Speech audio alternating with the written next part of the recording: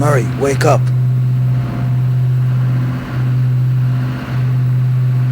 Murray, wake up. I think we're lost. Oh, should have paid attention to that lecture more. I don't know. It's. What do you mean we're lost? It's either Santa Monica or Santa Barbara. I take a nap for 20 or 30 minutes. Well, yeah, I was trying. There's land right over there. Oh boy, I wish we had that Santa lecture. Monica or Santa Barbara? Yeah, they're close. They're not that far apart. You're kidding. No, I'm not There's gotta kidding. be like 100 miles in between those Well, two. yeah, we got fast engines. It's no problem. No. It's no problem. Yeah. No, Yeah, I know we should have paid more attention to the lecture. of course, but what are you gonna do? You know, it's lecture's over. We gotta. No, well, what about you? You're supposed to be driving this thing. I had an automatic pilot for a while. Maybe the thing steered a little differently. What can I tell you? Maybe. Wait a second. Wait a minute. Call the navigator. What is that? What is that over there? It's land. Wait, I know it's land. It looks like buildings or What are something. those buildings? No, yeah. I don't know what they are. No, you're wrong. You're wrong. Yeah. Well, Can't be. It's got to be Santa Monica or Yeah, sure. Just what we need. Well, it's what can I tell you? It's maybe let's call the navigator. Oh boy, well, we're gonna find it. We're gonna find it. Don't worry. Yeah. No, we will. Yeah. Look, trust me, will you? Yeah, just what we need. All right, I'm good. I need this to ride with you. What do you? What can I tell you? The price is right. I don't care. Go ahead. I'm gonna Call him. See if I will. care. How do you work gonna this call thing? him. You all say we should have watched it. Hey, give me someone up. Send the navigator up. Confirm our. Tell the navigator to get up here as quickly No, we're as not possible, lost. will you? Just get somebody up here. Navigator's gonna send an assistant up. He'll be up here in a second. Boy, he knows what he's. You don't know Wait a what minute. you're It's doing. supposed to go up the other way, maybe. What? Oh, boy. Look at this. The genius is here. Well, listen, he paid more attention at the lecture. What can I tell you? The navigator had to send the assistant. Well, it could have been worse, The navigator was up, but we'd really be in trouble. Wonderful. Get him a watch for Christmas.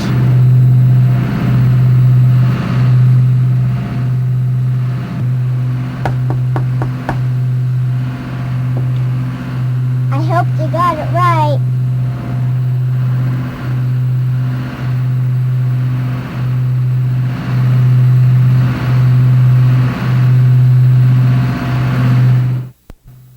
Well, I certainly hope he got it right, too, because if he didn't, they're going to have one heck of a time trying to figure out where they are. Hi, my name is Eugene Grossman. I'd like to welcome you to our first navigation lecture in our Safe Boating series. And what we're going to do today is we're going to try to give you the basics, just the main elements to get you started in celestial navigation, and try to dispel any fears you may have because of this cloud of secrecy that so many people think has been hanging over the subject so many hundreds of years. And following this lecture, you're going to see Paul Miller do his lecture on latitude and longitude at noon. It's an excellent lecture, and if you follow this one fine, you're going to find out that you know all the words and all the theories you know. Many of us have gone to school and our teachers have said to us, don't just try to memorize the formulas. You've got to learn how they make those formulas. So when you're learning the area of a circle or the area of a rectangle, try to understand some of the theory. And that's what we're going to do here. We're not going to get into the complicated aspects of a sight, a noon sight, or how to solve a navigational triangle. All we're going to basically do is show you the elements, show you some of the theories, show you some of the things that apply. A recent dictionary has come on the market with some comical definitions in it. And one of them, which appeals to me, defines sailing, which I believe applies to all pleasure boating, as I believe it's the fine art of getting sick and wet while going slowly nowhere at great expense. And if you have a boat or know anyone that has a boat, I'm sure you can identify with that. But the important thing there is going somewhere. Now, we usually know where we start out because that's in our slip at the marina or the yacht club, or it's at the launching ramp or at the gas dock, and we have a good idea where we're going to end up, maybe at the same place we started or possibly across an ocean. The trick is getting from the beginning to the end of the voyage and knowing where we are all along. And the two tools we need, in addition to a lot of other little goodies, of which there's no shortage if you've ever been in a ship store, is the knowledge of direction and distance. Because with direction and distance, we can always know where we are. And the trick is to know your distance and your direction towards a known point. Now, when we're close to land, we don't have a lot of problems because we can see things. We can see lighthouses, we can see towers, and we can use our charts. It's when we get at sea that's the problem. But there are landmarks we can use at sea. Now, the thing we use for direction is a compass. And there are a lot of histories that have been written about a compass, but one of them, which I think is pretty accurate, is that about 2,000 years ago, in a town called Magnesia in Asia Minor, they discovered that one particular type of metal seemed to attract other pieces of metal. They named it magnetite, from which I'm sure we get the word magnet. And then about 100 or 200 years later, it was renamed lodestone as sort of a nickname. But they found that it would always point to a certain direction. It was some time later the Chinese discovered that that direction was what we call north now, and they would float a cork in a piece of water with some lodestone attached to it, and it always would point to a certain direction, and I think that's where we got our first compass. Well, nowadays, if you go into a ship store and try to buy one of those, you're going to have a little problem finding one, but they've got some really nice ones that they sell. They're portable ones that you can wear around your neck, and there are some nice ones. This is called a hockey puck, which is a nickname that was given to it, which even lights up at night so you can see where you are. And the main principle is, if we take a look at this figure over here, that the compass card is a circular item which is divided into a lot of small little areas, and those areas are called degrees. And if we count all the way around from one end to the other, we'll find that it's a total of 360 degrees. Now, in the old days, and I'd say it probably still apply right now, they used to have a way they could refer to each one of these. In other words, if it was straight ahead, it was called dead ahead, 1 point off the starboard bow, broad on the starboard bow, but I don't think we have to get into all those definitions now. The important thing is to know that it starts at 0 and goes all the way around to 360. That's the theory. In practice, if you look inside a compass card, inside the compass on a binnacle on a boat or on your dashboard on your little speedboat, you'll see it looks very similar to this. They're all divided into approximately 360, and some of them get rather exotic, where they point out the northeast and the northwest and the southeast and the north by northeast. But the important thing is that there's a line attached to the compass called a lubber's line, and that is the boat. And whatever bearing or whatever number points to that lubber's line, that's the direction you're going in. So, if we want to find out where we are, we usually will use our compass and look for a landmark. Now, in this particular drawing over here, we see that there are several ways to do that. If you know the distance and the direction, well, it's very simple to just look at your chart and plot exactly where you are. Unfortunately, we don't always know distance, but we do have the ability to find direction by looking over the top of our compass and getting what we call a relative bearing. Now, let's take a look at what we have over here. We have a situation where your boat is approximately in this point right here, and we want to look at this known point and this known point. Now, if we have a movable protractor or course plotter, and we have our compass and we have our chart, we might be able to find out where we are. What we do is we look off in this direction and take a look at our hand-bearing compass or look over the compass on our boat, and we see that it says a certain amount of degrees. If it says 140 degrees, it would be nice if we could go to our chart and draw a line from where we think the boat is to 140 degrees, but we don't know where to start the line. But we do have an edge. If we know and remember that the compass card was 360 degrees all the way around, and we know that from our boat to the first landmark we looked at was 140 degrees, we then know that there was a direction we can draw a line from that landmark back to the boat. And the trick there is if the number of your compass bearing is less than 180, you add 180 degrees to it. If it's more than 180 degrees, you subtract 180 degrees from it. So if our compass heading says 140, then we know that we can go on the chart and find the landmark we are looking at and draw a line 320 degrees back. Conversely, we do the same thing looking towards the other landmark, turn around, find the return bearing or reciprocal heading, and draw a line back on our chart. And if we do this, and we do it as accurately as we possibly can, where those two lines intersect will be where we are, approximately. But where are we? We now know the directions, and we see where the lines cross, so we can tell approximately what the distance is. But what is the distance? Well, to find the distance, we would use what are called dividers. And on our chart, we would take our dividers, and we would measure off exactly how far we are with the dividers. Then we take the dividers to the side of the chart, and this will tell us how far we are. Now, every nautical chart that we use has on the side degrees, and it also is broken down further into minutes, and every one of those minutes is a nautical mile. Now, most people say, why isn't a nautical mile the same as a land mile, which is approximately 5,280 feet?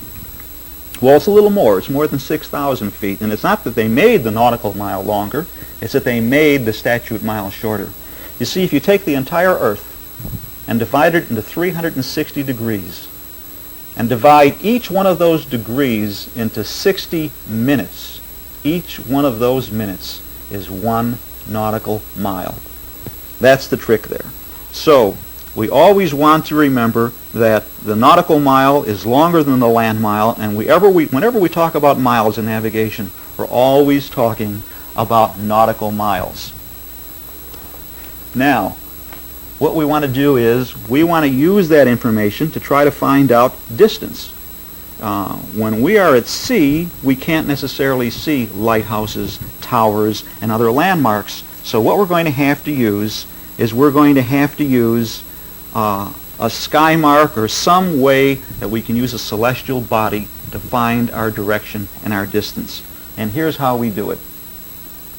For instance, in the daytime, the sun is usually visible. Now, the sun has an address, and that address on Earth is the point where it would land if it dropped directly out of the sky.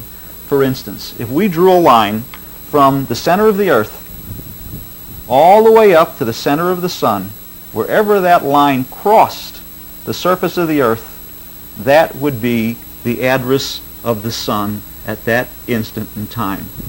And it's referred to as a GP, ground point, or geographical position. And every sun, star, planet, and moon, which is visible from the Earth by the naked eye, has a GP, the ground point or geographical position with respect to the Earth at any point in time. Now, we have a way of describing exactly where it is. Would you please hand me the chart with the latitudes and longitudes? Thank you, our lovely production assistant.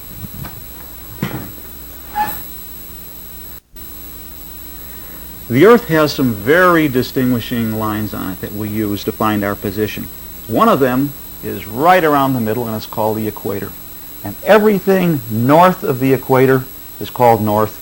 Everything south is called south. That saves Paul Miller the trouble of going into that when we have our next lecture. North and south isn't really the problem. It's easy to find north and south once you know where the equator is. It's going around the other way because there are no real lines around the Earth. So what they've done is, by a convention of navigators, they've decided to use a place in England called Greenwich, which is the town where an observatory is, and they decided to call that zero. And everything going this way is west, and everything going this way is east. And what we have is you go all the way around to 180 degrees west, and from Greenwich you go all the way around the other way 180 degrees east. So you can only go 180 degrees west, and if you go one more degree, you're 179 degrees east. It's just like a forest. How far can you go into a forest? Only halfway. If you go any further, you're coming out. Now, that is our latitudes going north and south, and our longitudes are going east and west. Incidentally, if we take a look at this figure right here, we'll notice that the lines of latitude are all parallel to each other. That's why they're called parallels of latitude. On the other hand, the lines of longitude all come together at the top of the Earth and at the bottom of the Earth. And when you look at it, it looks very much like an orange which has been unpeeled with the slices going up and down. So, if you remember what we discussed earlier, every degree is 60 nautical miles. So you can see that going up will go up 90 degrees, will go down 90 degrees, will go around 180 one way and 180 the other way. But notice, because the latitude lines are parallel to each other, there's the same amount of distance between each latitude line. Unfortunately, though, those lines of longitude, the meridians of longitude, all come together at the bottom and the top of the Earth. And because they come together, they get closer together as you approach the poles. So a minute of latitude near the equator is the same as a minute of latitude either up by the North Pole or down by the South Pole, because the parallels of latitude are all the same distance away from each other. Unfortunately, though, the meridians of longitude are closer together at the ends of the Earth, so that a degree of longitude at the equator is much larger than a degree of longitude when we get down or up near the poles. Now, on a chart, which we use for navigation, on the sides of the chart are the degrees of latitude. On the bottoms of the chart are the degrees of longitude. And that's why I said earlier that when you use your dividers and you found out how far away you are from something on the chart, never use the top or the bottom of the chart.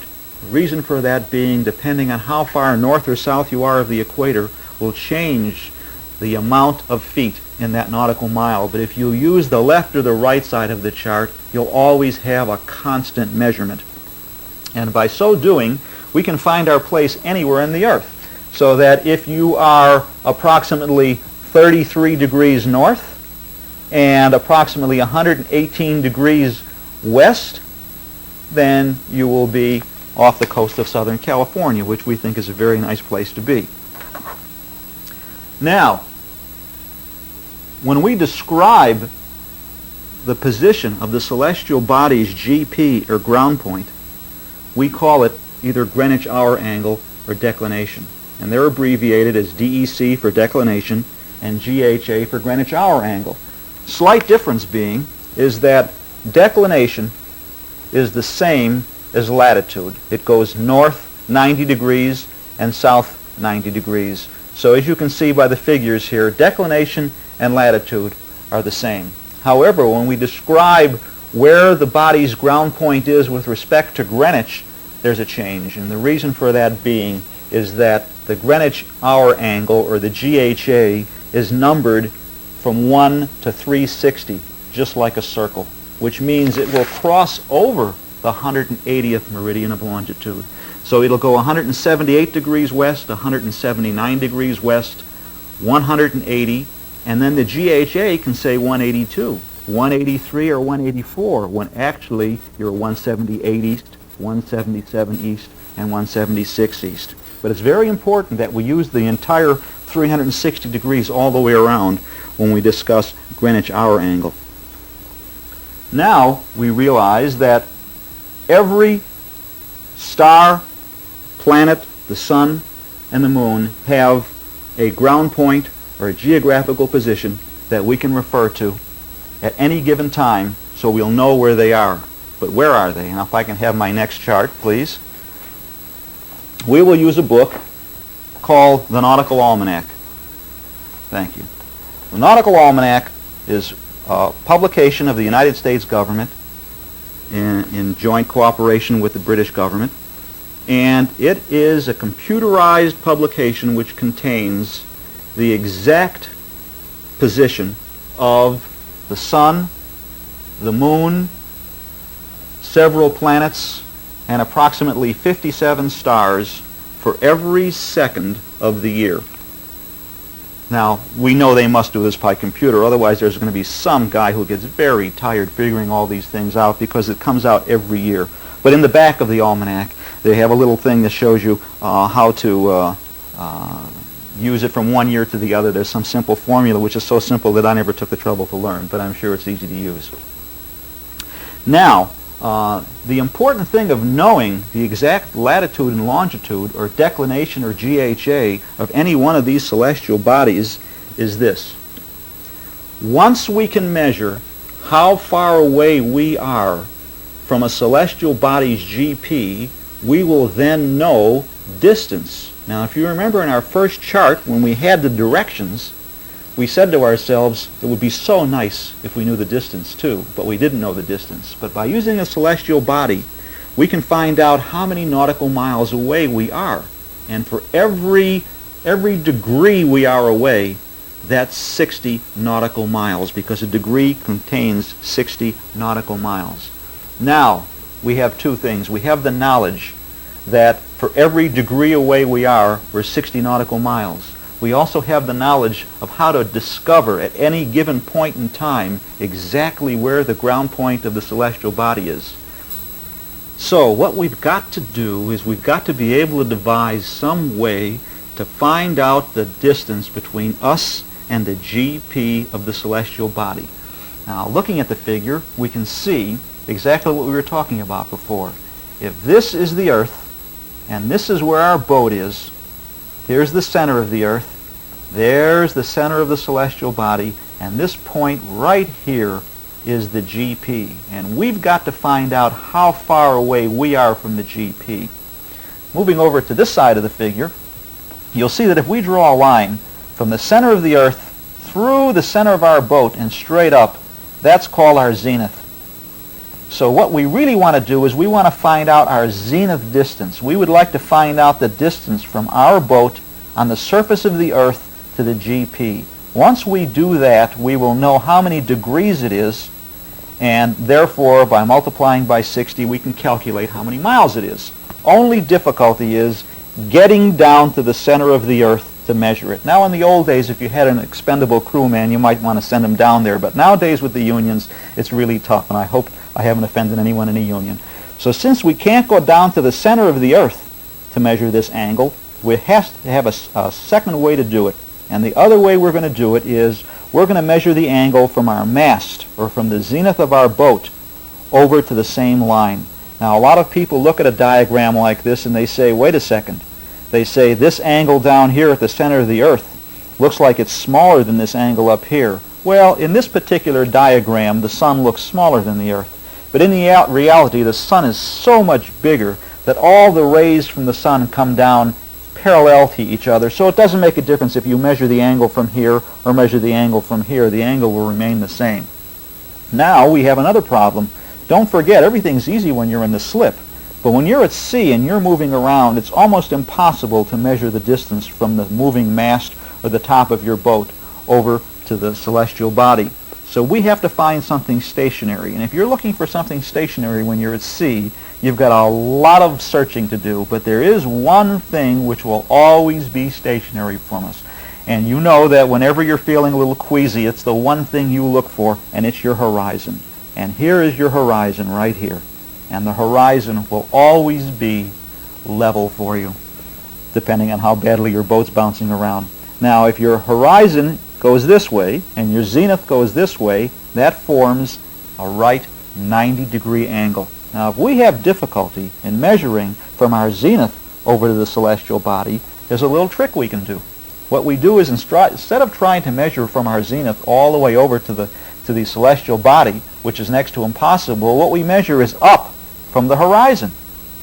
Now, we know that this angle is 90 degrees. So therefore, as many degrees up as we have to come, all we have to do is subtract 60 from it. Or subtract it from 90, rather. Excuse me. It's upside down if it's 60. And then we will know the zenith distance around the celestial body. And once we know this angle, we will also know this angle. And once we know this angle, we will know how many degrees it is, because that's how angles are expressed, in terms of degrees. And once we know how many degrees it is, we will then know the zenith distance, the minutes of arc on the surface of the Earth.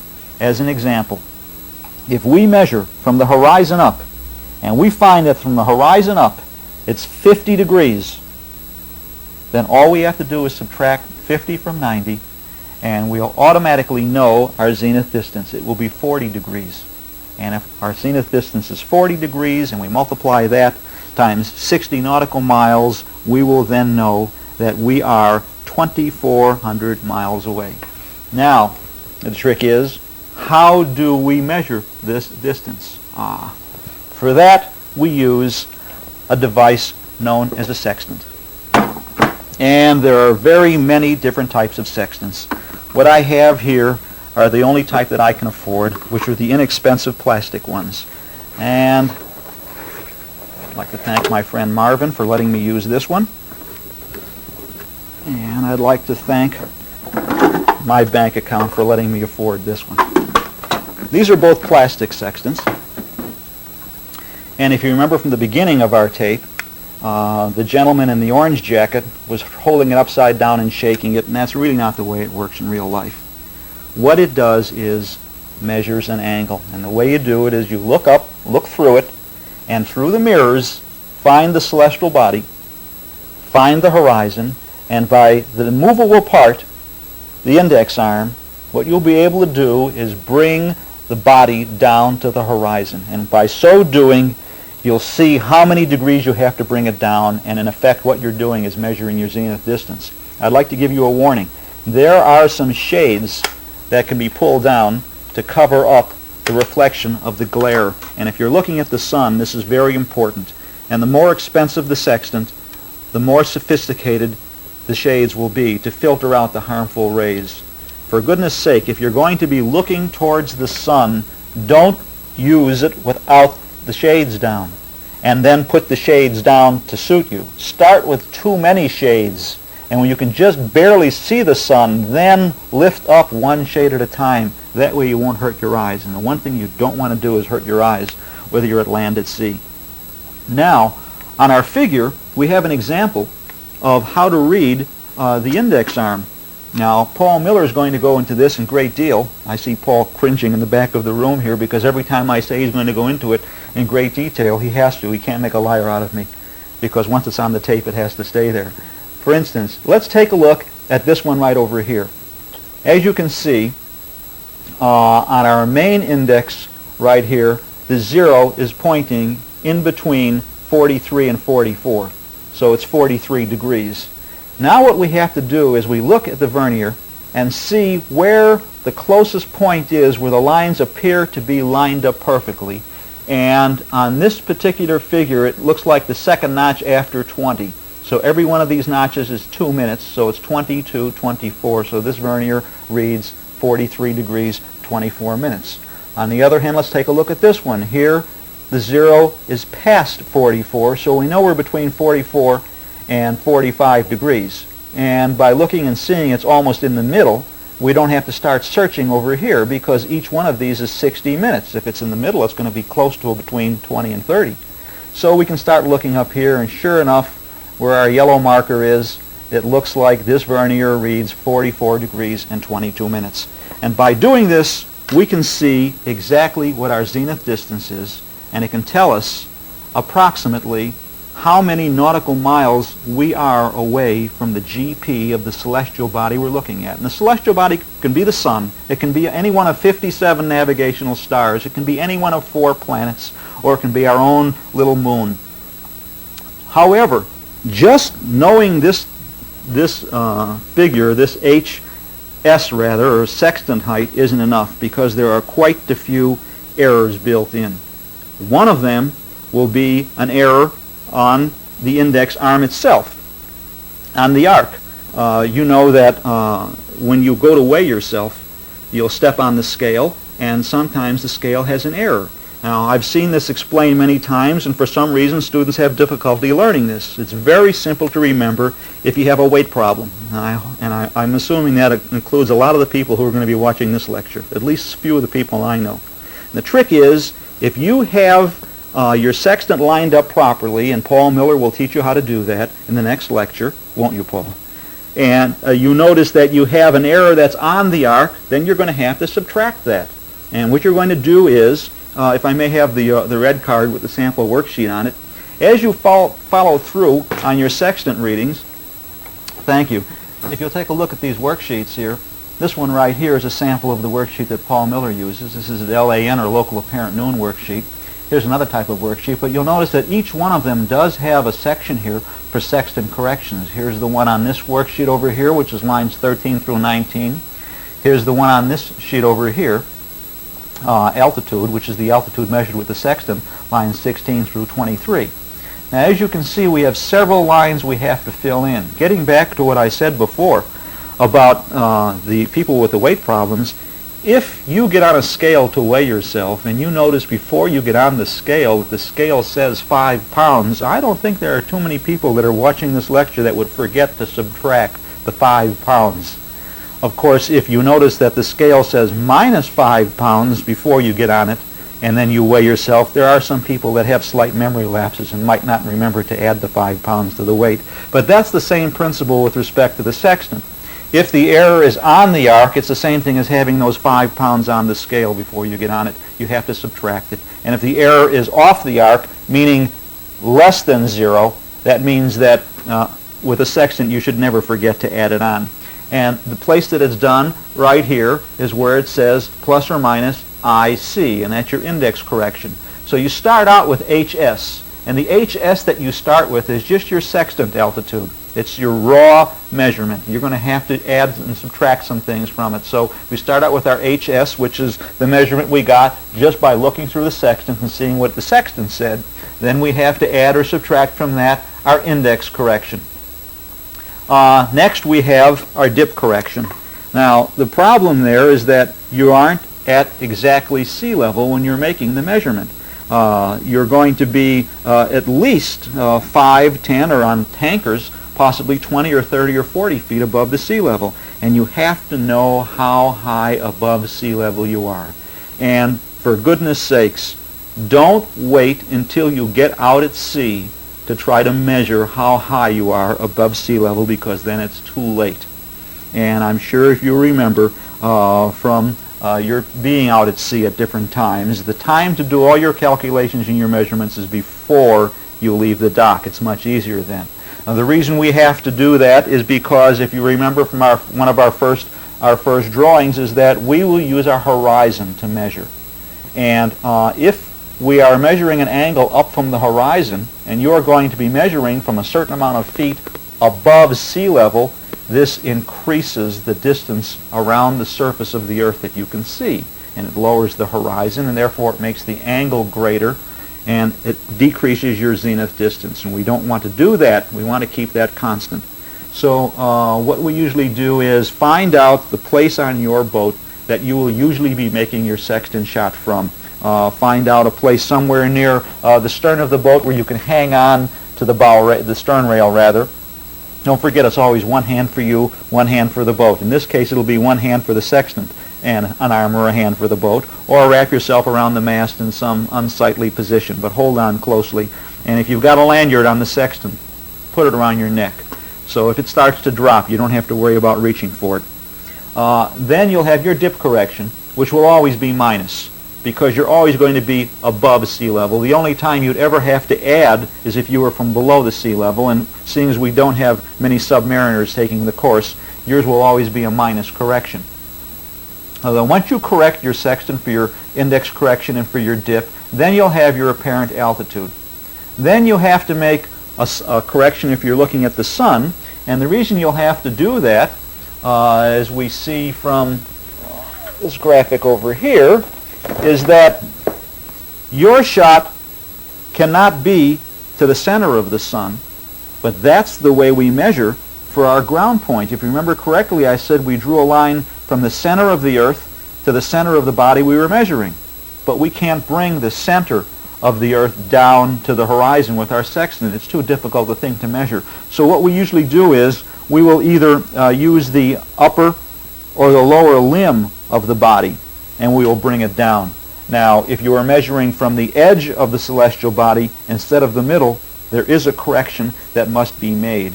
And it's a certain amount of degrees, depending on whether you're using the upper limb or the lower limb, which must either be added to or subtracted from your sextant height in order to give you a proper reading. In the inside front cover of the Nautical Almanac, we have several corrections, which I'll show you in a little while, that you can enter to find out exactly what the amounts are. So don't forget, we have the index error, which it's easy to remember if you can remember the problem of stepping on the scale. If you See, it's on the scale. Before you get on, don't forget to subtract it. We have our dip correction, and don't forget to measure it before you get out to sea. We have our limb correction because we're measuring theoretically to the center of the body instead of to the outer edge of the body. And we have another correction called refraction and parallax. The difference being is that when you are looking at a sunset and the sun is just setting down on the horizon, the truth of the matter is that sun is really gone. It's set beyond the horizon already. The light rays bend. It's the same thing as when you're standing in a swimming pool looking down at your foot. Even though it's only 3 or 4 feet away, because you're looking through the water, it isn't exactly where you think it is. It's always to the side. The light rays are bent as it goes through the water. Whoops.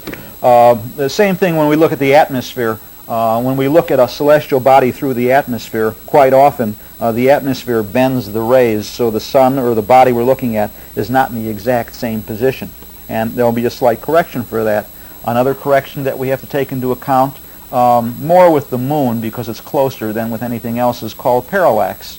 Parallax means, as we showed before, if you're measuring this distance to find your zenith distance, it doesn't make much of a difference if you're measuring from this point on the Earth or from the center of the Earth, because as we talked about, the rays come in parallel to the Earth because the body is so big and so far away. But with the moon, that's not necessarily true.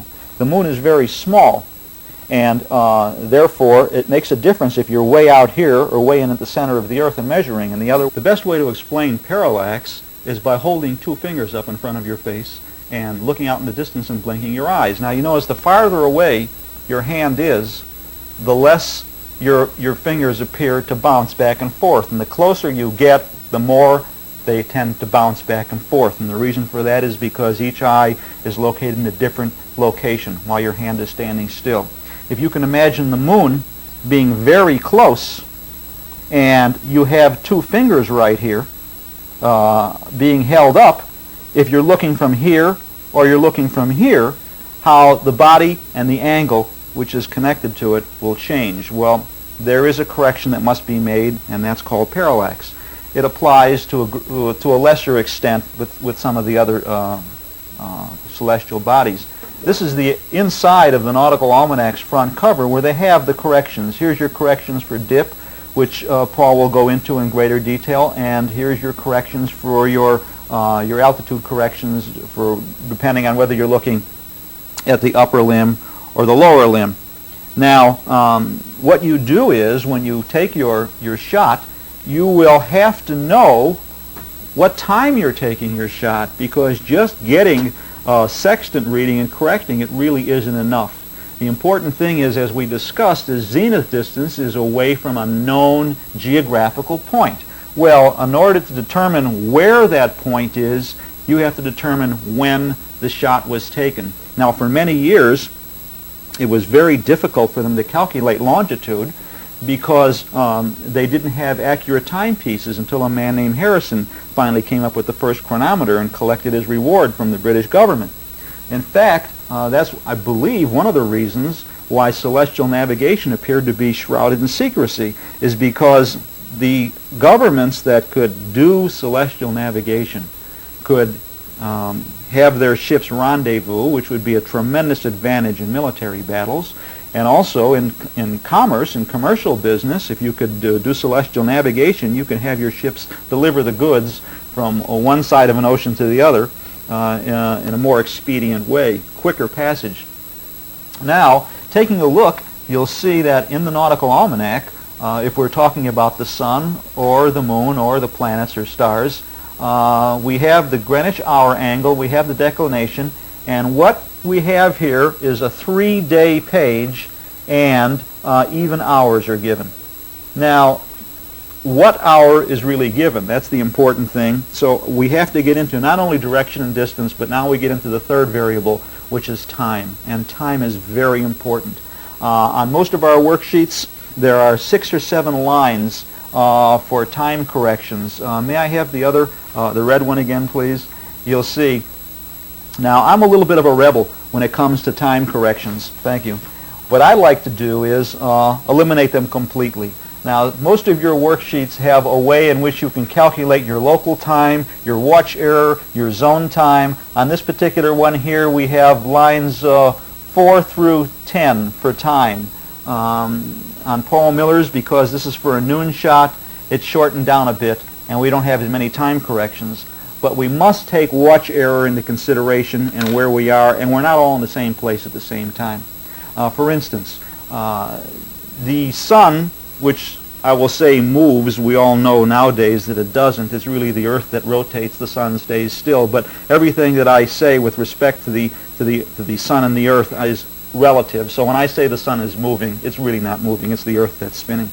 Now, you know that there are 24 hours in a day, and there are 360 degrees that the sun must go around in order for it to make a complete day. So if you just take 24 and divide it into 360, you'll see that that sun, with respect to the Earth, must travel 15 degrees every hour. Now, if it travels 15 degrees every hour, you know that it's going 15 times 60 nautical miles. It's going 900 nautical miles per hour. Incidentally, I see so many people, or hear them when we're down at the marina, saying knots per hour. That's a redundancy. And if you really want to separate yourself from the people who don't know anything about boats, don't say knots per hour, because knots means nautical miles per hour.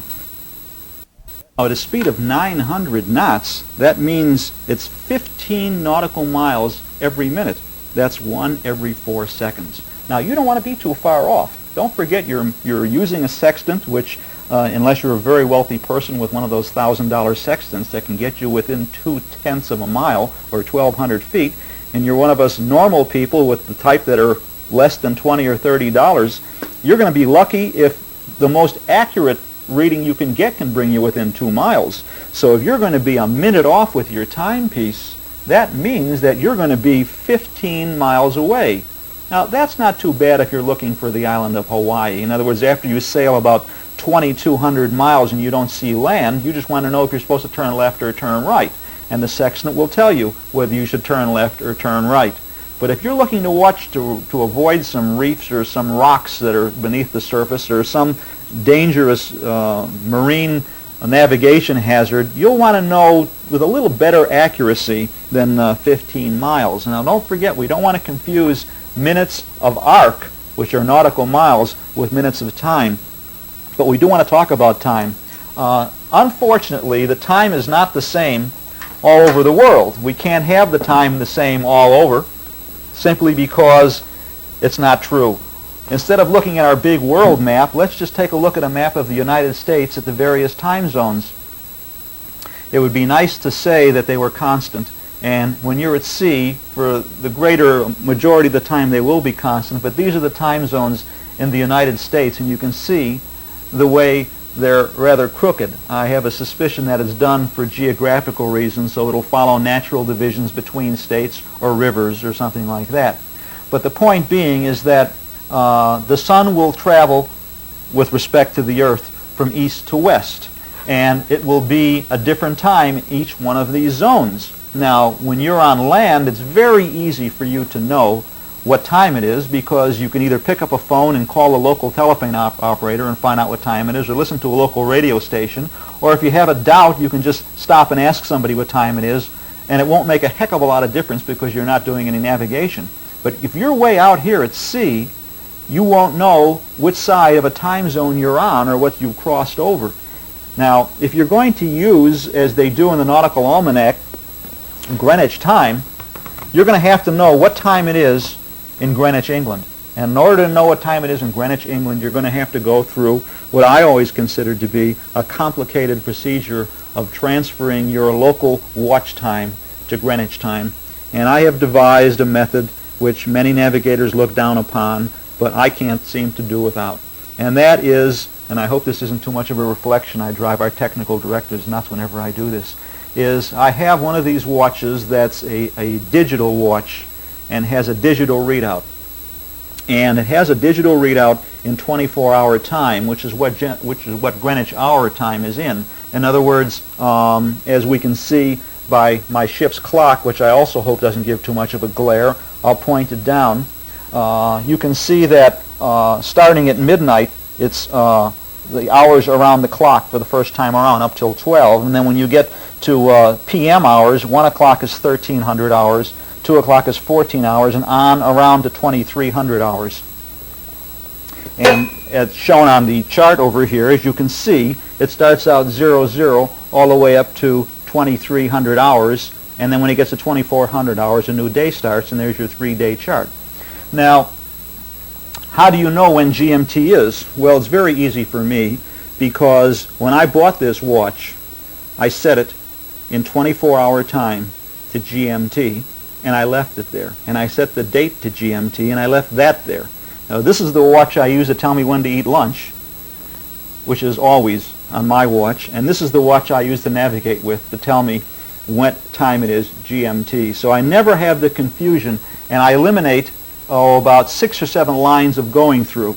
Now, Paul talks about hacking the watch to the radio. You have to make sure that this watch is accurate. Now, most of these computerized chip watches that are digital displays have some sort of small error built in. If you take a look at some of the advertisements of these watches, some will say accurate to within 3 seconds a month, or plus or minus 15 seconds a month.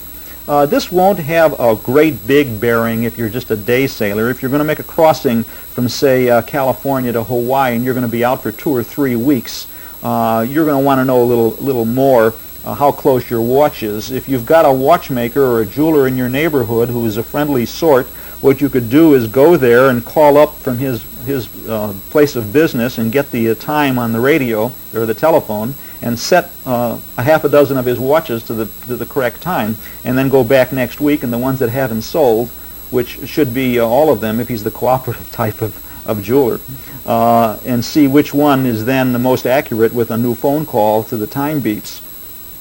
But if you can get one that's fairly accurate, and most of them are over a short period of time, then you can have your little time cube, or your, as you'll see in the second lecture, Paul has his direction finder. You can tune into one of the WWV stations, which gives a time tick every second, and every minute announces the exact time in Greenwich. I believe they call it Universal Time Coordinated now. And you could hack your watch or set it exactly to the time beep. So you always know exactly what the time is in Greenwich. And for a navigator, that's the only time we use. Now, what you do is you take your sextant shot, and as you'll see in the next lecture with Paul, is as soon as you decide exactly when you've brought that celestial body down to the horizon and you've rocked the arc properly and got everything all set, you'll say mark, or you'll quickly refer to your watch. Look at the seconds first, because those are the ones that are moving the fastest, and then it's not going to change that fast. And you'll make a notation of the seconds and the minutes, and you'll find exactly where the sun or the moon or whatever the body is. Now, as you can see on this chart right here, which shows us what the increments and correction pages in the back of the Nautical Almanac looks like. They're the yellow pages in the back of the Nautical Almanac, and as you can see, there are 2 full minutes on each page, and it covers all 60 seconds of each minute. So by using the figures here, depending on whether it's the sun, the planets, or the moon, and using your corrections, as you'll see in subsequent lectures, you can interpolate and get in between the even hours that they give you in the section over there. That takes care of that. Now, of course, the easiest type of shot to do is the one that we'll cover in the next lecture, and that's the one at LAN, which is local apparent noon. And that's by using the sextant and trying to find out exactly when the sun is directly over you. In other words, when the sun is crossing your meridian. That's called a meridian crossing. And if you can find out what your sextant reading is at that time, all you have to do then is look in your Nautical Almanac on the daily pages and use your GMT time and see where the sun was at that second. And that is your longitude. And by doing some simple calculations, which you'll see in the next lecture, you'll show you how to add and subtract and find your latitude, and that will be your latitude and longitude at noon. And that's probably why Paul named it that way. Looking at our next picture here, we can see the dark, deep, and mysterious Navigational Triangle. And this is what happens, and this is what we have to solve whenever we do a shot of a body when it is other than a meridian crossing. Because then what we wind up with 3 points. One of them is the point where we are.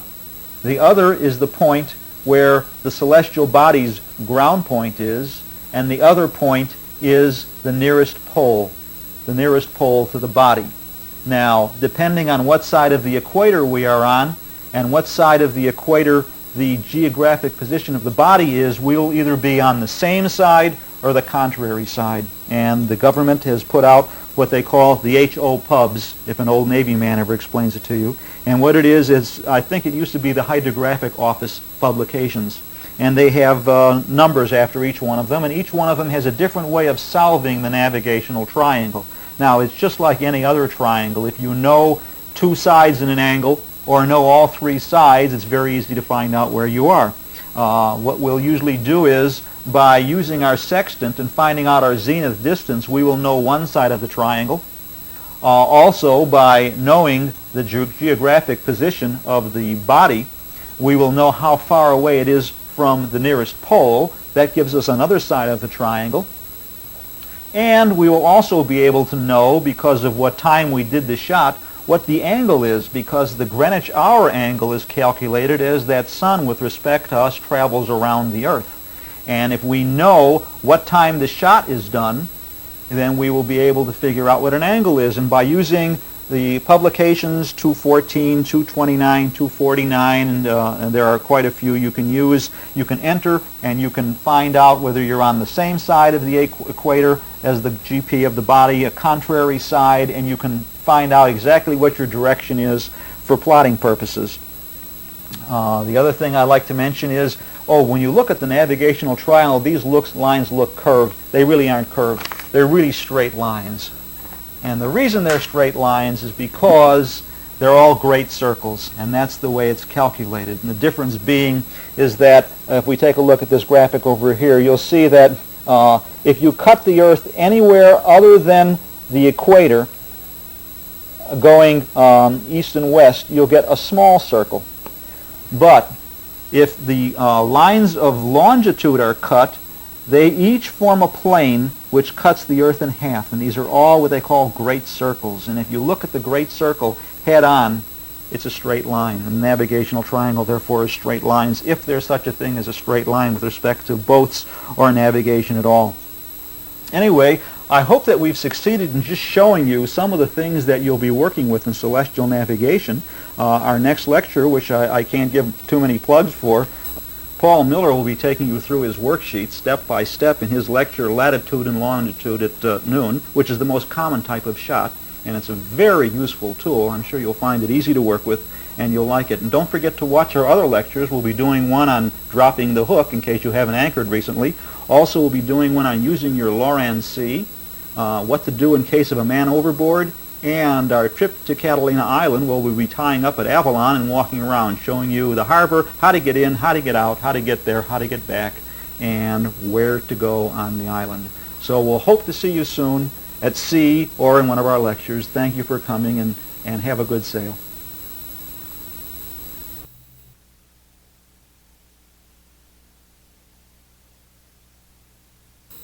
There's one of Paul's boats now.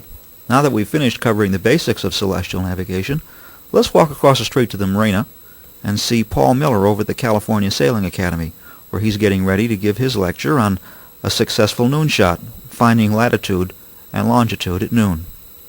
Paul's inside waiting for us now.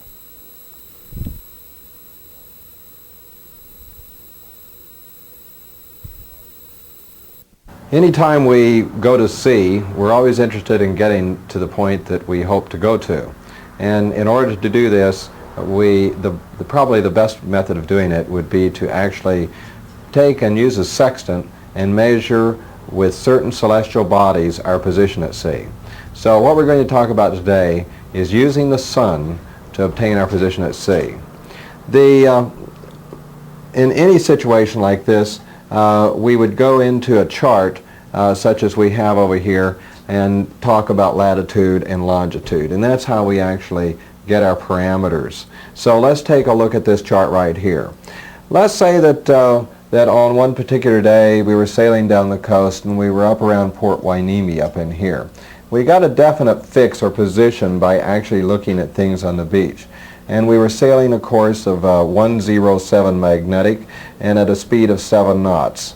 Well, after a certain period of time, we could then determine by using time against what our speedometer was reading about how far we would be. And also, this course can be represented on here by using this part here called a compass rose. So, at let's say around 12 o'clock, we think we're right here. We depict this with a circle. This circle we call a DR position, or a dead reckon position. We always describe that position on a chart in terms of latitude and longitude. The latitude is measured actually up from the equator, and we always get the latitude along the right-hand side of the chart or along the left-hand side of the chart. In this particular situation, our latitude comes out to be 3345.0 minutes north. Now, if we take a look at our longitude, which is our other measurement of position, this would be 118, this being 118 here, 28.5 minutes over to this point right here.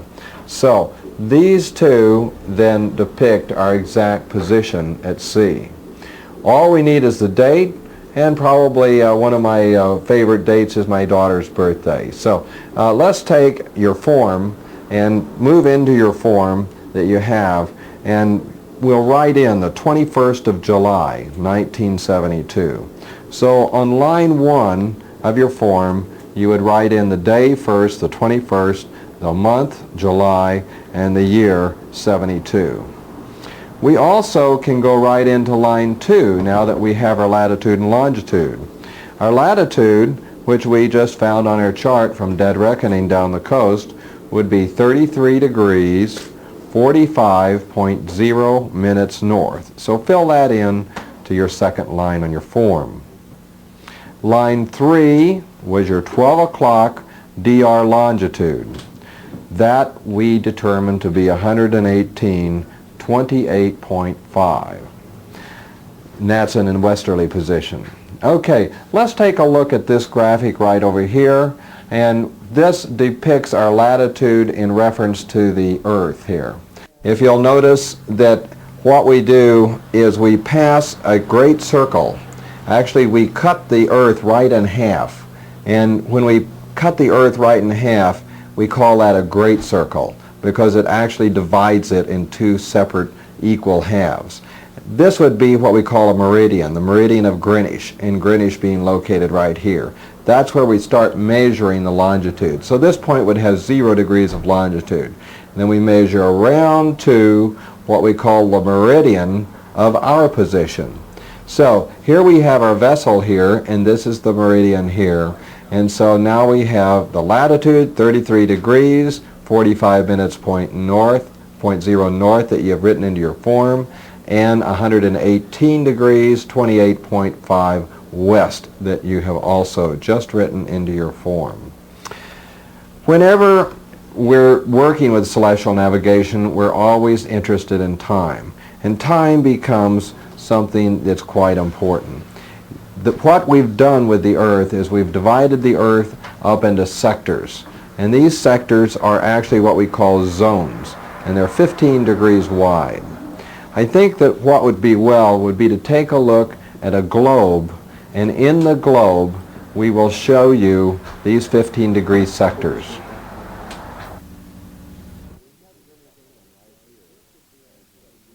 But we have Greenwich, England right here at 0 degrees of longitude. So this would be our prime meridian right here. This is the center of time zone 0. We have time zones that go all the way around the Earth. And so this being 0, this would be +1 time zone. And that's 15 degrees over. So this is the center of the +1 time zone being at 15 degrees west. We also have a negative time zones too. This being the -1 time zone right here, or 15 degrees east. For instance, if you were here in this position, you would have an hour difference between your watch at this location and your watch at Greenwich at this point right here, or 2 hours in here. So this makes it convenient for us to refer back to Greenwich. In Greenwich is where we keep our time zone of 0, and so as a result we use Greenwich time. And so you'll always hear us talking about Greenwich Mean Time. Unfortunately, Greenwich is no longer on Greenwich Mean Time, but they have shifted over to Daylight Savings Time actually in the town of Greenwich. So we might be more correct by talking about Universal Mean Time. But for the navigator, we still will use the term Greenwich Mean Time. I think that what we might do is take a look at the next graphic, which will show this, I think, quite clearly. So as we move over into here, we'll move on around, and this shows the various time zones. This being the minus time zones, and on in to Greenwich, right along in here. So here we have Greenwich right in the middle of the 0 time zone. And this zone being 15 degrees wide, we have 7.5 degrees either side of the center. So our situation is going to be to try to figure out what zone we're in. In our situation, since we're at 118 degrees west, we will then slide on around. Here we're off the coast of California here. So we slide on around to 118. And if you'll notice that this gets us to 120. So 120 would be the center of the zone that we're actually in. So let's take a look here. The center of the zone is at 120, and our zone description is +8. That means that we are 8 hours different from the time in Greenwich. So if we have our local time, all we have to do is add 8 hours to it to figure out what time it is in Greenwich. In other words, if it's now 12 o'clock here, +8 would give us 2000. So it would be 2000, or in other words, 8 o'clock in the evening back here in Greenwich, England. Well, let's go to our LAN form and fill in some of this information we've just derived. We know now that the center of the zone is at 120. So on line 4, let's write in 120 degrees west. Our next thing we have to consider is exactly how far we might be in longitude from the center of the zone, because depending on where we're on the right or whether we're on the left, we'll have to add or subtract a little time if we're going to figure out about what time the sun is going to be in line with our position. So let's take a look at this chart right here. This shows a breakaway of our zones. And here we have the 0 time zone right in here. And you'll notice 7.5 degrees either side. And this continues on down. Now, in our situation, we are at 120. The center of the zone we're going to be working at will be at 120.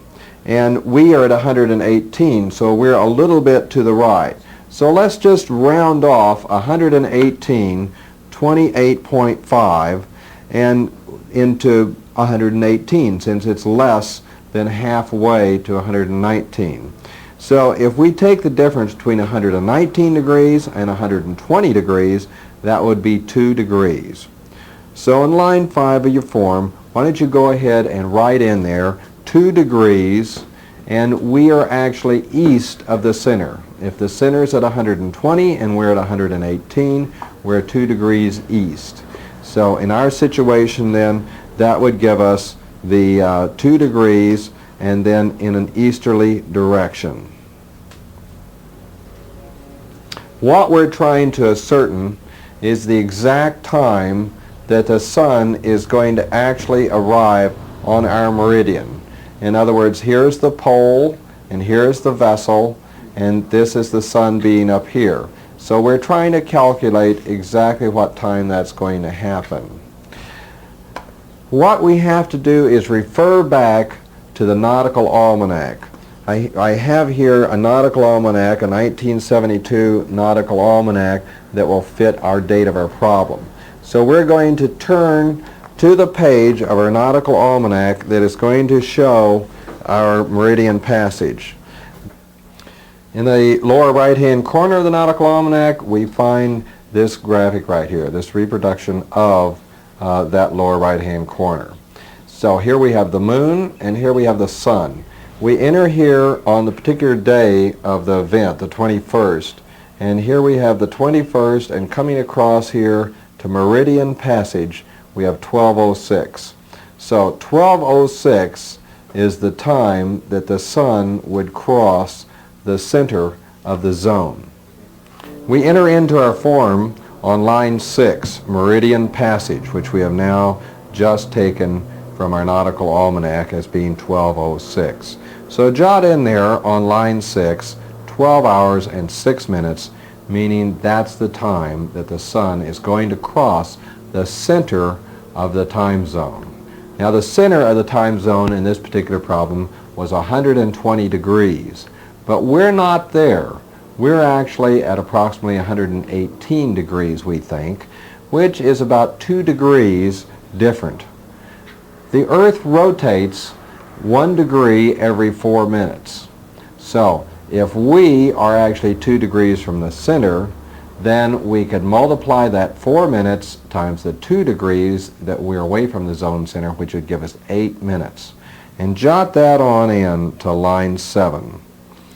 So right in there, you're going to have 08 minutes.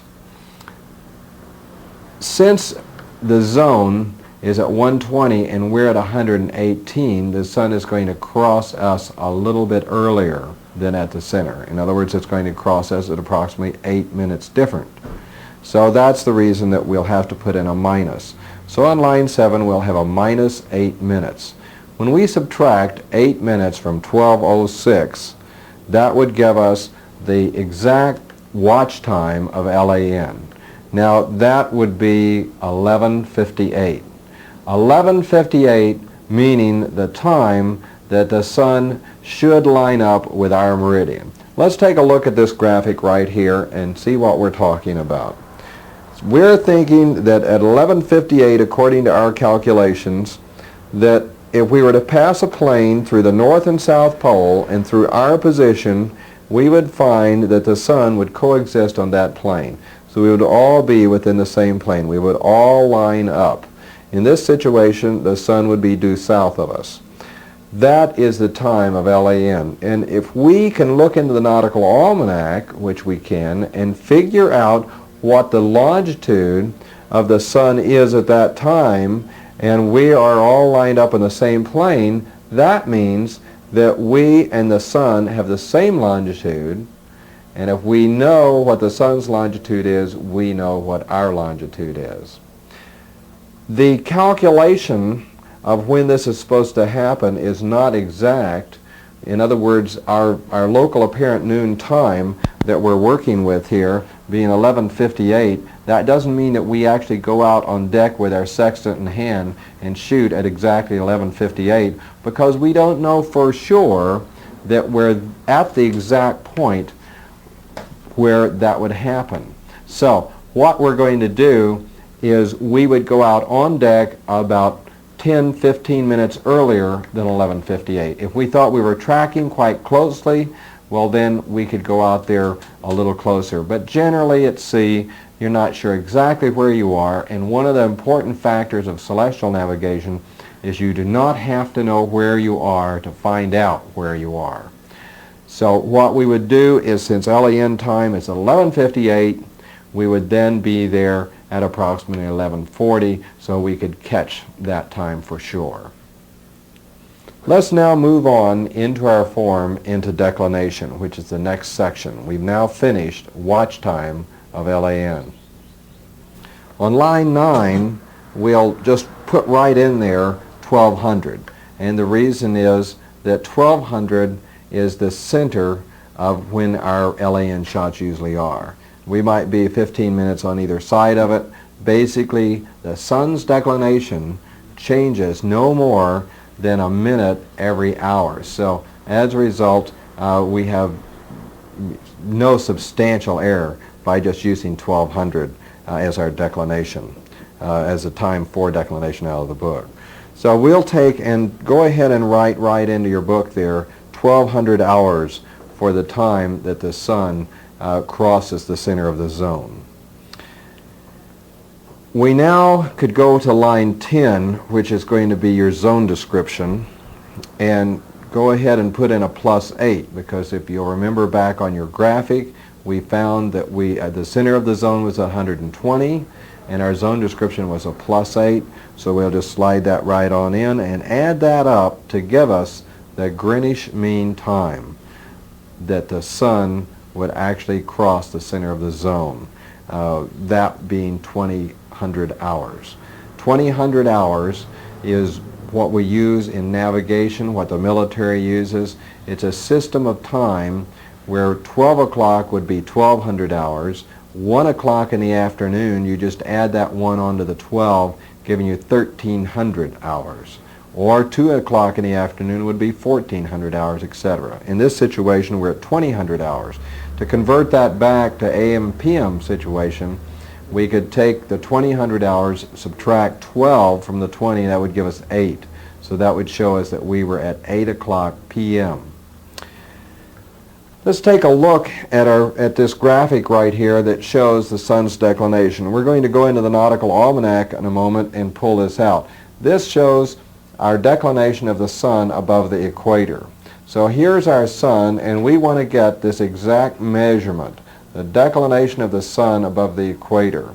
And this would be your geographic position. In other words, the point directly underneath the sun on the face of the earth.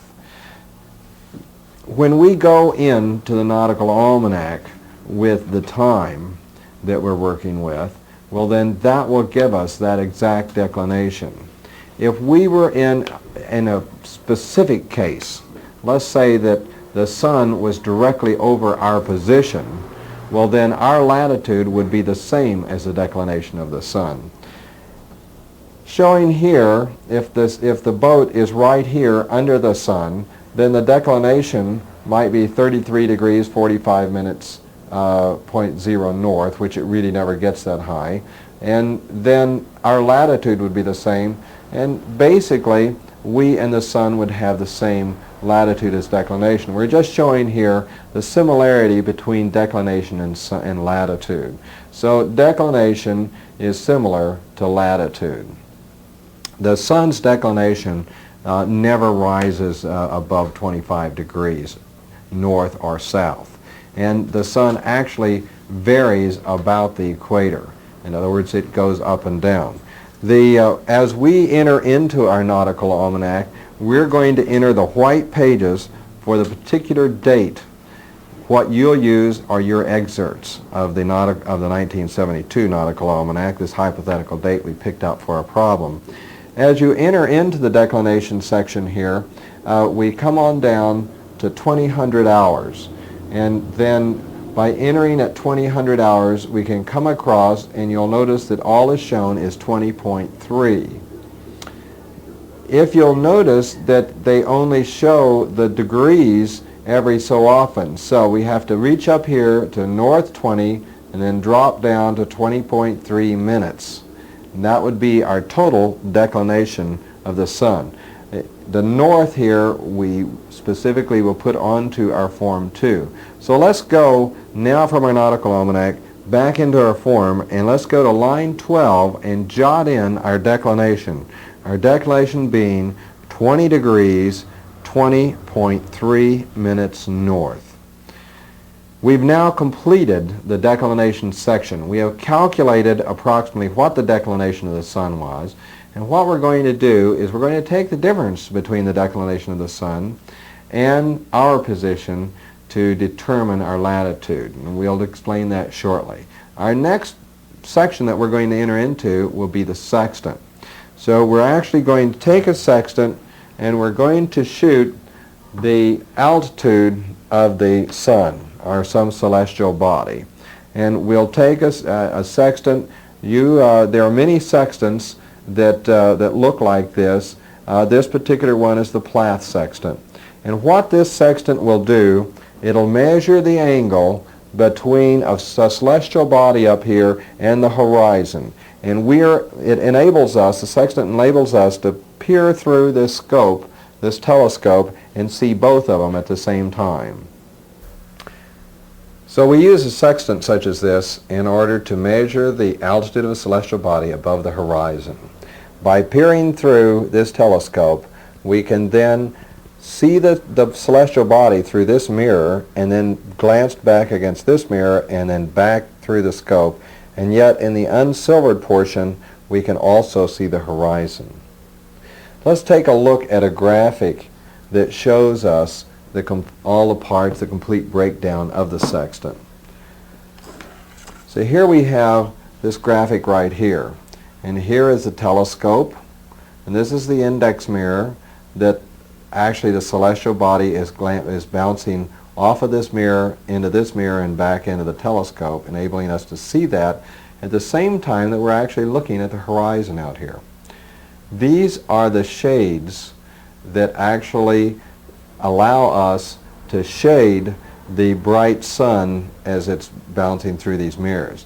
Then we also have shades in here that shade actually the horizon. If we're actually shooting the sun at a very low altitude, well then we need to shade that very bright horizon.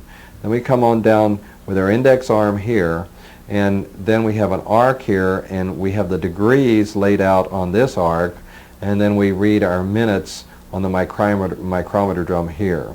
Our degrees are actually read through this little window, and then we have a clamping lever here that we can release that and move the lever back and forth. The different sextants have different methods of reading. In this sextant, we actually have we can actually read the micrometer drum. There are a lot of different sextants, and the lesser expensive ones might not have a micrometer drum. They might have a system where you could read both the degrees and minutes right in this area.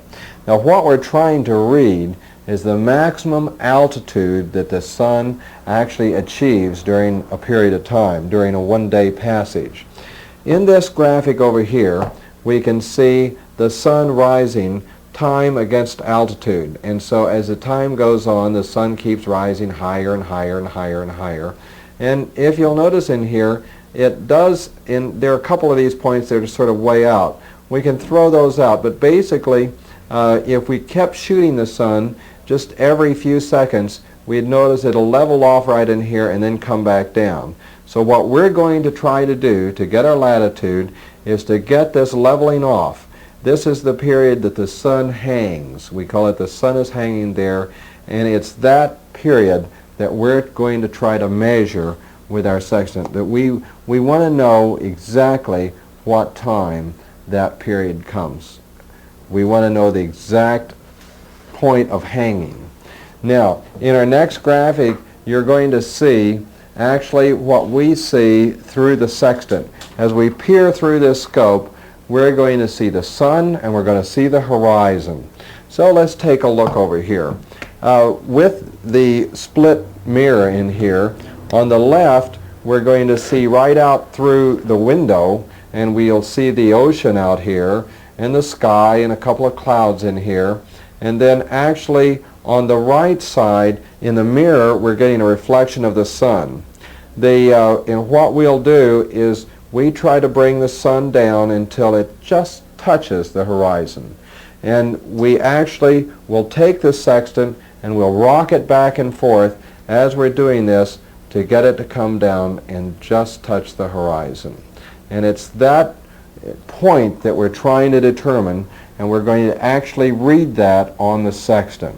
Let's take a look at the next graphic that shows the breakaway of this portion right in here.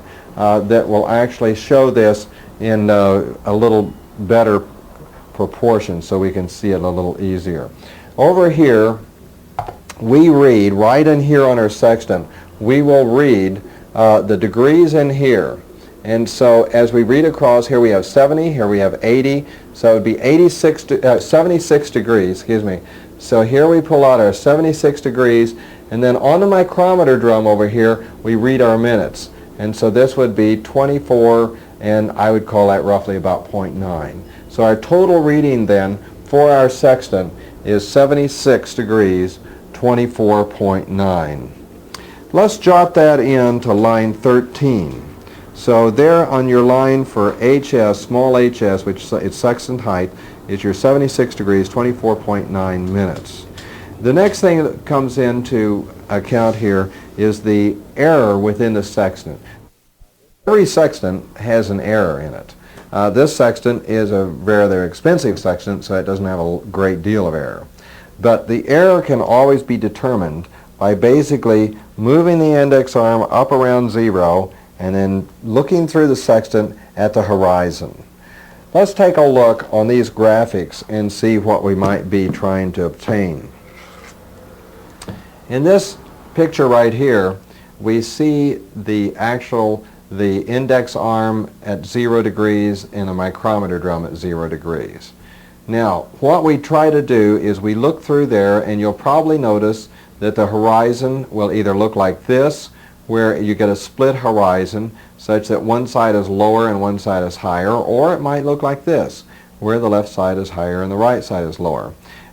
If it looked exactly like that, if you set the sextant to 0 degrees and it looked like that, it would be in perfect alignment, but that's rather seldom. So what let's say it looks like is it looks like this, and then we adjust it, and then we come on down to a point that we then level out this horizon, and then we look up in here to see what we get. And this would indicate an error, an index error of 0 degrees and 1.5 minutes. And this is on the scale. In other words, this is reading positively, and so this is what we call a reading of on 1.5. So this is our index error. In our situation here, we used a plastic sextant, and with the plastic sextant we actually will crank out all the error by changing the mirror position. And with the plastic ones, we have a little knob here, so we can, what we do is set this to 0, look through it, and then adjust the knob until it actually gives us a straight horizon. And so let's go ahead and jot right into your form on line 14, your index correction plus or minus IC. So we can then, since we say used a plastic sextant or a sextant with 0 correction, we can then put 0.0 minutes right in there. Now, the next thing we're going to look at here is what happens as the sextant elevation is raised up and down. In other words, what would happen if you were to shoot on the deck of the boat or on the top of the mast? So we then have to correct for what we call dip, or the dip correction. In this graphic right here, we depict the dip factor here. And if you were shooting from the deck of the sailboat here at the celestial body up here, you would then get a reading, an angle of this right here. In other words, you would get this angle here. But if you'll notice that if you were to elevate your position, that you could see further around the Earth, giving you a greater angle. And so we then have to correct for this dip correction. And the dip is on different boats, you'd get a different reading. But we actually can enter into the Nautical Almanac, and the Nautical Almanac has a section for dip. And you'll find that section right in the front inside cover of the Nautical Almanac. So we can enter right in here, and we'll take a look at a graphic so that we can see exactly what the dip correction might be. So in your dip column, we can come down, and there's a breakout here for 2, 4, 6, 8, and 10 feet. And in our situation, our height of eye when we did our shot was 8 feet. In other words, our eye down to the surface of the water was about 8 feet. So as we look across here, we would find that our dip correction would be a minus 2.7. We take that information out of the Nautical Almanac and write it right on into line 15. So let's come on back to your form and go into line 15 and just jot right in there, a minus 22.7. We then can add that up and get a total apparent altitude number, which would be 7622.2. Now, that gives us an approximate altitude to date, so that then we can enter into the Nautical Almanac and correct for refraction, semi-diameter, parallax, and the other problems that we have. So let's take a look here. If you'll notice in this graphic right here, we have noted here the actual position of a celestial body and its apparent position. If we are on the Earth here looking through the atmosphere, we would actually look up here and see this star at this position, even though it's really at this position. And if the star were directly overhead, we could look straight up and the actual and apparent position would be identical. Then over in this direction, if we were over here looking out, well, then we'd get an apparent position higher and its actual position is lower. So that's what we call our refraction correction. We also have another graphic that represents our correction due to the semi-diameter and also the fact that we're not really at the center of the Earth peering out. So if you'll take a look here, we are sitting here on the edge of the Earth sighting the sun. And when we sight the sun, we want its altitude from the center of the Earth, not the edge. And so this is what we call a parallax correction. In other words, we are up here looking at the sun and trying to get its angle through the center of the Earth. And then our third correction will be our semi-diameter correction. We have actually measured the sun's altitude from the edge, but we want to correct it right to the center. And so this being a semi-diameter correction. So what we do is we have a section right here in the front of the Nautical Almanac. So we enter right into this front section here into the Nautical Almanac, and this will correct for refraction, semi-diameter, and parallax. It will correct for all three by entering in here. So let's take a look at a graphic that will blow this up and see what we have here. So on the graphic, we will enter with apparent altitude. Your apparent altitude being this section right in here, line 16. We figured that the apparent altitude on line 16 was 7622.2 minutes. So we'll enter into our graphic right here, and we drop on down here, and 76 would be right between 73 and 79. And then coming across, our correction factor here would be a plus 15.7.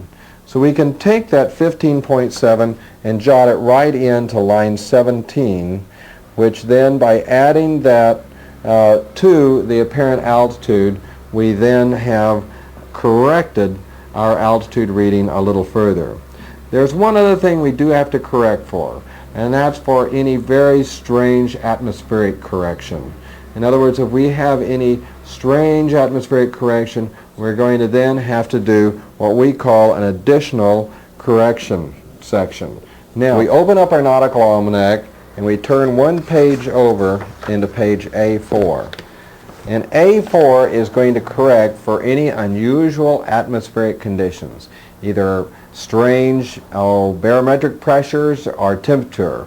And we actually enter in the top for temperature and on the side for your barometric pressure.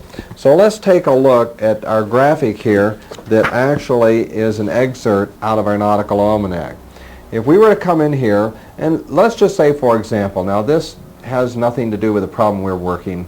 In our problem, we were shooting in Southern California, and we get some fairly normal conditions. But in this situation, let's say our temperature was 70 degrees. We would come across here, 70 degrees Fahrenheit, we'd enter at that point and drop down. And our barometric pressure in this example is 29.5.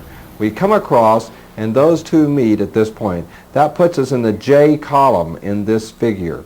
We then continue on down the J column until we come to our apparent altitude. Apparent altitude being shown both on the left and the right. We'd come on down, and in this example, we're using 25 degrees altitude. So we come across to the J column at 25 degrees of altitude, and we find that our correction factor here is 0.1. So we then go back to our form, and let's jot that right in there. In our situation, it would be 0.0 because we have normal conditions. But if this were the conditions, we would put 0.1. So let's go ahead and put our situation in of 0.0 and then add up lines 16, 17, and 18 to give us our total HO.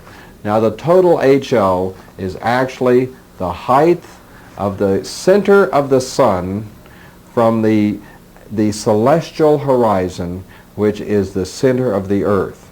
And that right there, that reading is the same reading as if there were a man in a submarine shooting out of a telescope right alongside of us. If there were a person flying overhead at 40,000 feet, if we all corrected them out to HO, that would be this exact height of the sun above the celestial horizon, HO. So that completes our sextant correction section, and we'll go from there into the zenith distance. Now that we have come up with our HO, and in other words, HO, the height observed, being the height or the altitude from our celestial horizon. In other words, our actual horizon was like up in here, and if we drove that right down through the center of the earth, then this would be our celestial horizon. And what we are, of course, interested in is the height from the center of the earth and the celestial horizon up through the center of the sun. The height that we actually get with our sextant was HS in this diagram, as we're standing on our boat, is the angle between the edge of the earth and the edge of the sun. But by the time we go through this section here called sextant corrections, section 13 through 19, we have now brought it down to be this angle right here, HO. So with HO, we then now will enter the next section of our form. And HO would be used with the zenith distance. And so we'll take a look at this graphic up here, and we'll talk about what our zenith is. Zenith is a point directly overhead. In other words, if you had a star right above you, it would be on your zenith. So our zenith angle would be, this is 90 degrees from your celestial horizon up to the zenith, our point directly overhead.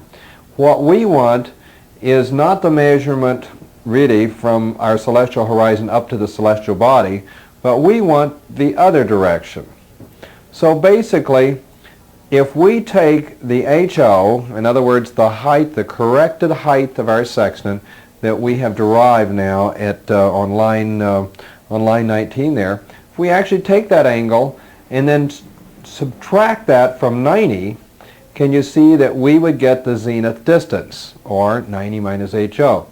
So once we have this zenith distance, if you'll watch the footwork here, this works out very nicely. Once we know the angle between our vessel and the sun, then if we know the angle between the sun and, say, the equator, then we can very easily determine our distance from the equator. All right? Let's go into the form here, and if you'll notice, we're going to subtract our HO from 90 and get this zenith distance. So going into the form, if you'll notice on line 20 there, we have 8960. That's very close to 90 degrees. And basically we put it that way so it's easy to manipulate. So now we'll subtract the HO, which is 76 degrees 37.9 minutes, giving us the zenith distance of 1322.1. Well, in our next step, we are going to then continue on to derive our latitude. And we're going to use these various cases over here and determine which case that we might be in.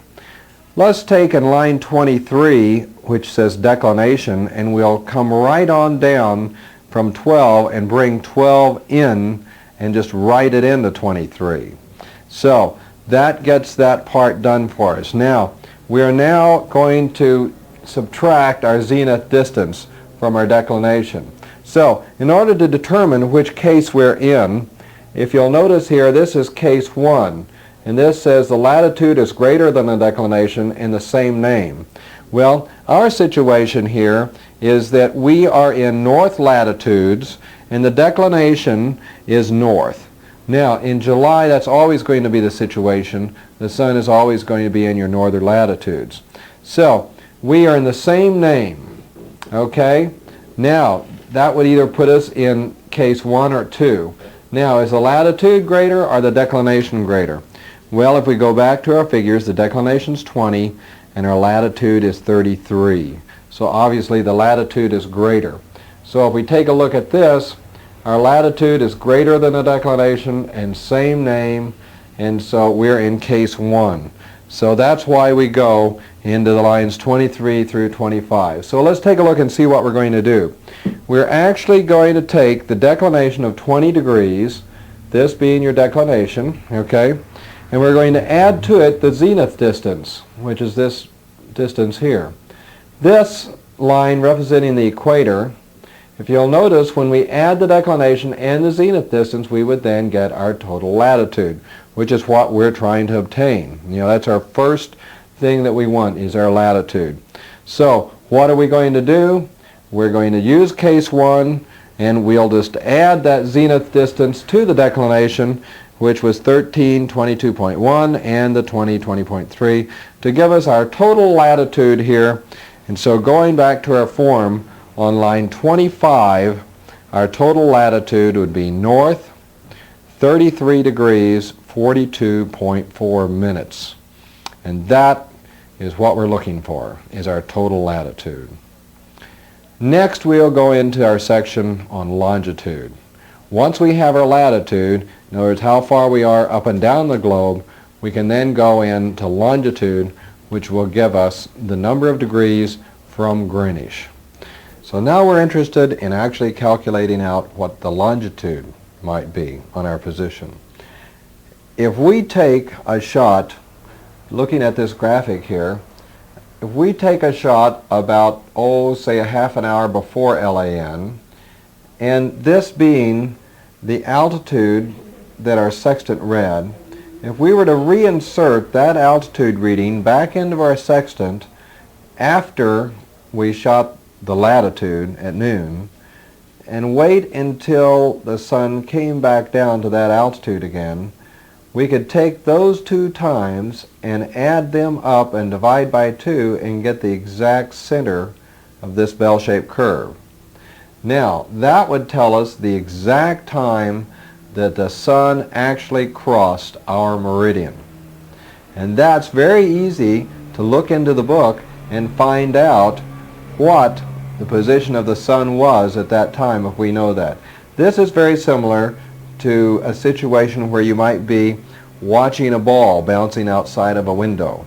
And if you looked out and you noticed that the ball went past the windowsill and then up beyond and came back down and past the windowsill again, if you were to take those two times, in the center of that time, it would give you the apex or the high point at the time that the ball actually reached the top of the curve. So that's what we would like to know, is exactly what time this occurred. Now, you can't really obtain that during the shooting because the sun hangs here for 2 to 3 minutes, and that is too much in air. There's be far too much air in there. But like I say, we pick out a time that we call T1, we watch the sun as it rises, and we note that time. And then it goes on up and levels out, and we get that latitude reading there, and then we set that altitude back into the sextant and wait until it drops down to that altitude again. And do we take that time, add the two together, divide by 2, and that gives us this exact center time.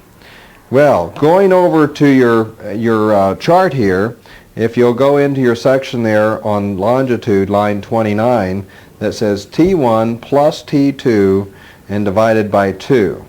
And in that process, we added up the 2 times, divided by 2, and we got 12 hours and 1 minute and 3 seconds. We then have to come up with the zone description that we did earlier. And if you remember back on this chart, we come down to approximately what our longitude is, which would be right around the 120 area, our zone description being +8. So we're 8 hours different from Greenwich. So we have to add the 8 hours. So we then take our local time there of 12 and add the 8 to it, which gives us 2000 in line 31. So we now have a GMT of LAN exact. In other words, our time then of LAN is 20 hours, 1 minute, and 3 seconds. Just exact.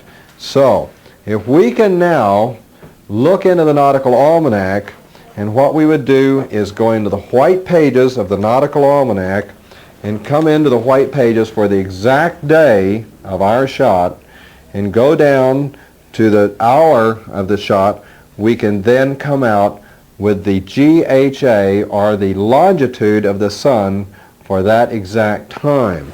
Now, we will first of all calculate it for the 2000 hours.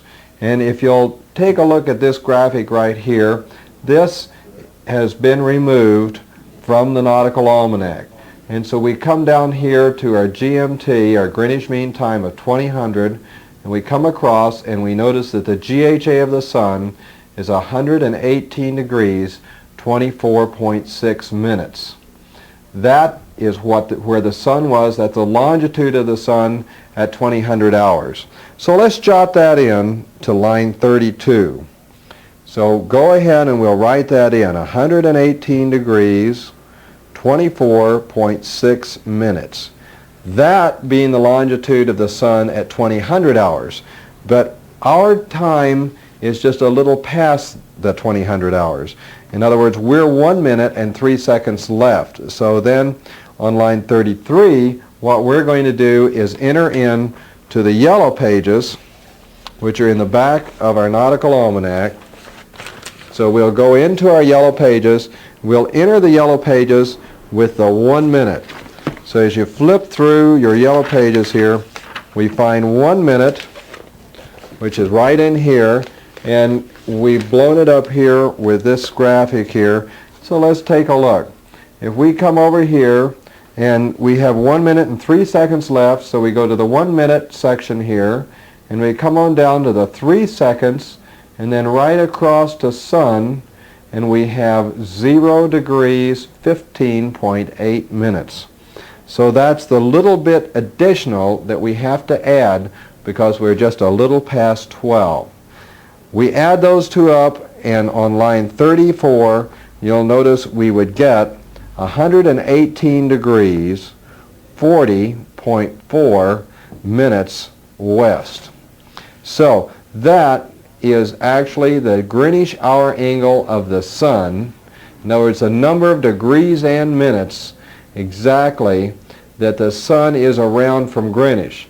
So if we take a look in this drawing here, you'll see that here is Greenwich, and the GHA, or the sun, is around here 118 degrees 40.4 minutes, and the sun and the vessel and the North and South Pole are all on the same plane. We're all on the same meridian of longitude, and so then our longitude must be exactly the same as the sun. And so we have now found that our longitude is 118 degrees 40.4 minutes west. With that information, we can then go directly to a chart and plot our latitude, which came out of line 25, and our longitude that came out of line 34, and put them on a chart, and that X marks where we are. On this plotting sheet right here, we have our latitude and longitude plotted on it. So here our latitude, we come right in, we plot that line, we plot our longitude in here, and this would be our fix, and this might be our DR position running on down, and we would now move from a 1200 DR, in other words, that's where we thought we might be, on down to this little point right here, which is the crossing point, that being an absolute fix, and then we continue plotting our course and speed out from there. So we now have latitude and longitude at noon. And what we do is every day at noon you would go through this process, and as you were in a long crossing, then this information could be transposed to your regular chart to make sure that you would get to the point that you're trying to go to. Now that we've finished working with the form, you're probably asking the question, well, so what? What do I do with all that? Well, let's talk a minute about it. First thing we might do is go out and buy an inexpensive sextant. Something like this. This one is a sextant that's, this is just a plastic sextant, and you can probably buy one of these for less than $100. With this instrument right here, it has the shades, and it has mirrors on it, and it'll function fairly well. So what do we do with it? Well, one, you'll need that, and you'll need a watch. But our watches don't run real accurately, and so what are we going to use?